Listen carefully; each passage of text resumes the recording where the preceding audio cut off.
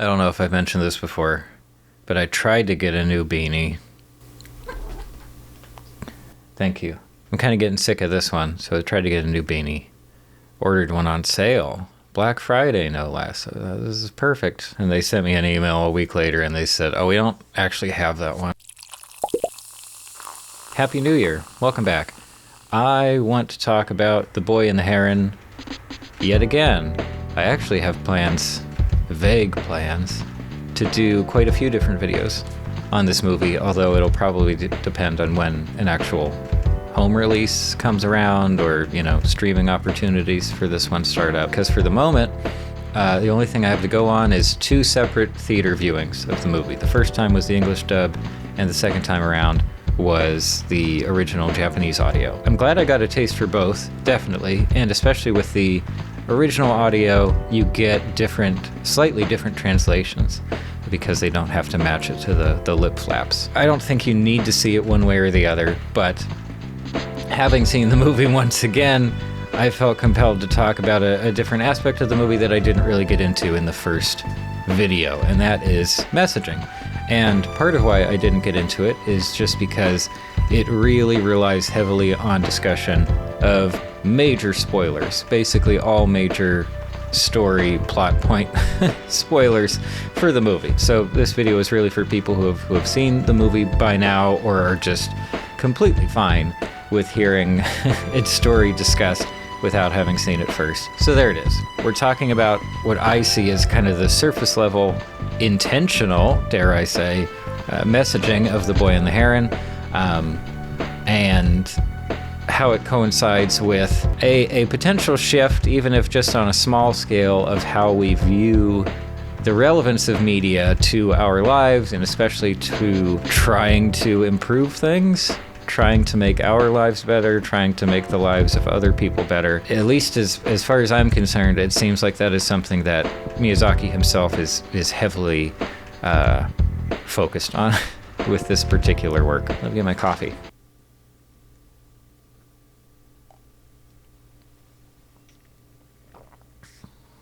Bare bones. So let me just talk about the major plot points, and especially the climax of this movie, as a segue into talking about its messaging. So we have a main character, Mahito. His mother died when he was relatively young during what appears to just be real world World War II. Difficult to say. He and his father move out to the countryside where his dad has a new factory.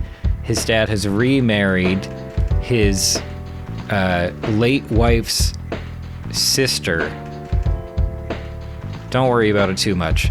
Mahito, of course, discovers a magical land that has a deep connection to his family in particular, and he ventures there specifically to go and retrieve his new mom, his just stepmom, who wandered off there for reasons we don't really know why. Fantastical things happen. He makes some sort of unlikely friends along the way, but the climax of the movie surrounds Mahito first envisioning and then actually meeting his ancestor, like a great uncle, something along those lines, who created this fantastical Ghibli-esque world that we've seen for the more interesting half of the movie out of a space rock. There's a space rock that he derives his power from, and he essentially became a crazy wizard guy who's been doing his best to hold this world together, but as we see throughout that portion of the movie, it is not a good place to be. The creatures that are there are not happy. They're generally struggling with each other just to survive. It's a very violent place, even though we don't necessarily always see the violence. It's a place of struggle. It's also sort of the land of the dead, even though it's a created space. It's just kind of hell, sort of. It is also the place where new souls exist prior to being born. Anyway, great uncle man says to Mahito, hey, I need this place is falling apart. I need you to take it over. It has to be someone from my bloodline. You are of my bloodline. Please take over. You can do whatever you want with this world. I just want you to keep it going, period. And Mahito, in the climax, the scene, decides very quickly and says very plainly, no, I'm not going to do that. I see aspects of myself that are too negative to ignore. Like I don't want to, basically he doesn't want to make his problems the problems of whatever kind of world he creates. And great uncle is shocked, and he says, why? Like, why would you prefer to go back to this, the real world of murder and strife and thievery and all that nonsense? Why not stay here and do your own thing? But Mahito's adamant, nope, I'm leaving. I am taking my stepmom, and we're getting out of here, and I don't care. Like, I don't care that this place will no longer exist. Not my problem. Goodbye. Skipping ahead a little bit, this constructed world does indeed begin to collapse in an incredibly dramatic fashion. And don't worry, all the characters that we like return to the real world in their appropriate times, because there's also a time travel component to the movie. And then everybody's home and they're happy. They're moving on. Our main character has experienced quite a bit of growth and has made some big decisions and is ready to move forward, has more thoroughly grieved, for his mother's death, and he's accepted being a part of the world rather than withdrawing from it. Now that's the crux. That's the thing that we really need to focus on when we talk about this movie's messaging, because this constructed world that the great-uncle created, in which Mahito very firmly rejects in its totality, is so much a Ghibli world. Now, I talked in the previous video about kind of trying to ignore the hallmarks of a Miyazaki movie, the hallmarks of a Studio Ghibli movie, and see if I could accept it on its own terms. But oftentimes those hallmarks are so overwhelming that you just can't, or at least I can't. And on the second viewing here, I at least have a hunch, or maybe even a hope, that is on purpose. I had a thought that maybe they were trying to make this movie feel like such a stereotypical Studio Ghibli movie for the purpose of enhancing the messaging. Because ultimately, if we just take this constructed fictional fantasy world as a stand-in for Miyazaki's life's work, and especially his most popular, his most impactful work as a filmmaker, then doesn't the main character's rejection of that world and refusal to live in that kind of world as opposed to participating in the real world, does that not also represent Miyazaki himself saying, hey, this is not that great, or like it's not that important? I have a feeling that Miyazaki is reflecting heavily on the idea of the actual real world effects of his efforts. And at least at a very surface level, he seems to be saying, no thank you. And I also think it's important to distinguish between different types of creation. Because while on the one hand we've been talking about this sort of, the act of artistic creation on one hand with the space rock and the world over here, we also have the theme of creation explored just through basic, mother-son relationships. You can't get away from that in a mother-son storyline, the concept of creator and creation. And in sort of a very stark contrast to Mahito's climactic decision not to continue this fantastical fictional world and spend the rest of his life there, immediately after that, we have a younger version of his mother saying, oh, I'm going to go be your mother now. Like, I'm going to go through this door. That's my timeline. And Mahito even says something to the effect of, but then you'll die if you do that. Like, you know, you're going to die if you continue with the path as it was laid out before. And she says, no, it's okay. It's worth it. In very close proximity, we have someone saying, no, this type of creation is not all that helpful, or it's not a good fit for me. I don't think it's a good thing to do. And then someone else right after saying, I will participate. I will I will create, but in a more fundamental human sense of just, I will have children. I will be part of a family. Fingers crossed. Could very well not be his last movie at all. If it is, what a statement to make at the end of your career, one of the most celebrated careers in animation, bar none, to say, hey, just a reminder, art isn't going to save us. And I really think that core idea, I think that summarizes my interpretation of the movie's messaging, and it's a very interesting point to talk about in its own right, even just for myself in terms of making videos for this channel for the past almost 4 years, or from the perspective of consuming, many hundreds of hours of media criticism here on YouTube or elsewhere online, where just you feel so many people dedicating themselves either to the creation of art or to the discussion of the art that has been created. And just to track my own arc, my own relationship with media criticism and appreciation of creative work, entertainment media, all that stuff. A long time ago, I felt more than comfortable just appreciating art for art's sake, right? Just the idea that, it's creative, it's original, it gets me excited to look for more original work.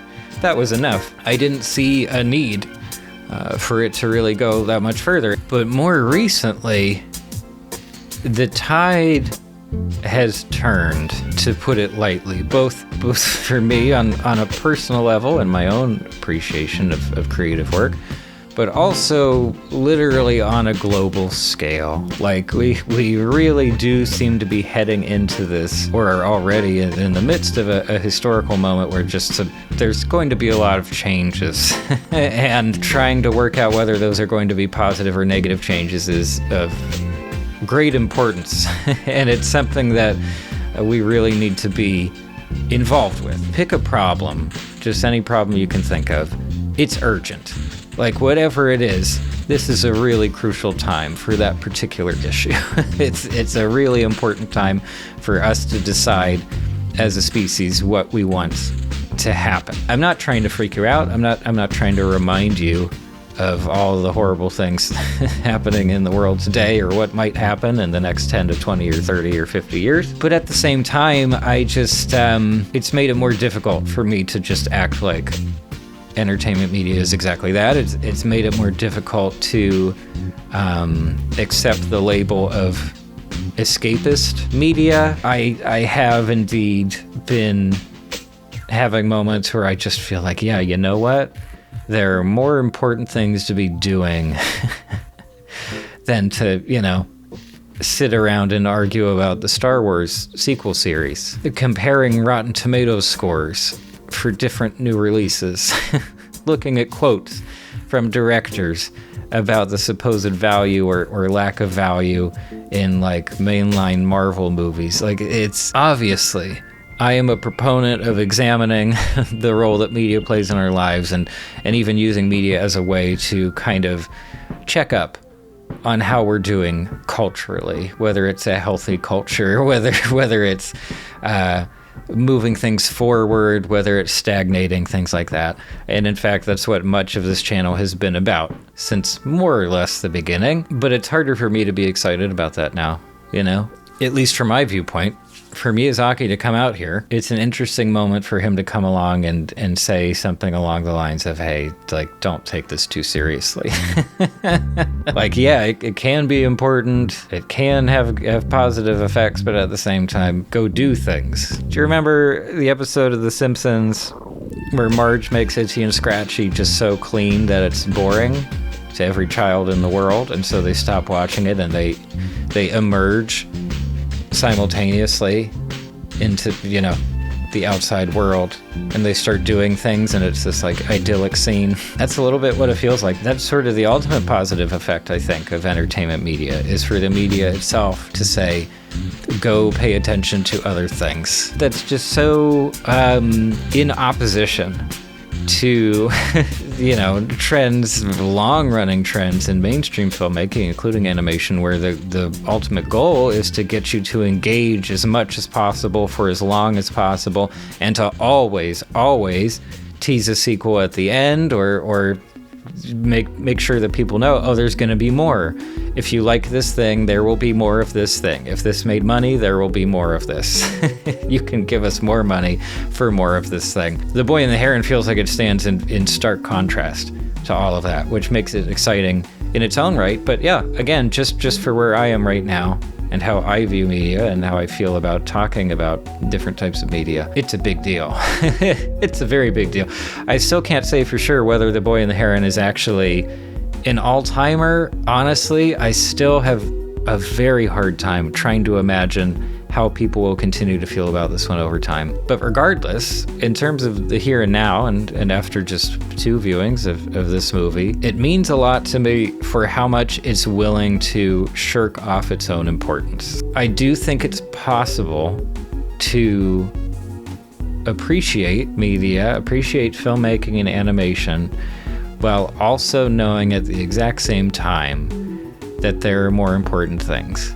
I don't think that this movie is trying to get us to completely disregard entertainment. I don't think it's trying to get us to completely disregard escapism. Instead, I definitely think it's worth trying to find a balance, just trying to make it a part of your life as opposed to making it your entire life. I also think that's worth considering if you happen to be a person who's trying to decide on like a career. Do you want to make art creation or media creation your life? Is it worth it to you? And do you feel that it's enough? Do you feel that it aligns with your goals for having a positive impact on the world at large? Is it going to help you do that? It's certainly something we're thinking about. And again, and once again, it is not something, it is not a question that gets raised by a lot of other contemporary work. Certainly not contemporary commercial work. I do not see migration trying to ask these questions of its audience. I think it's a discussion we need to keep having, especially here on the channel, as I try to figure out how to move things forward and how to continue making videos that I actually feel proud of or that feel useful in some way, rather than just, oh, it's an upload, it's something, it's content. Obviously, feel free to share your thoughts. Of course, always happy to hear it. And other than that, I guess we'll all look forward to when this gets released so that we can watch it all the time. I definitely want to watch it several more times. I think there's plenty more to get out of it, even if it does end up being one of my least favorite or one of my, I don't know, mid-tier Ghibli movies overall. Okay, that's all for now. Thanks for stopping by.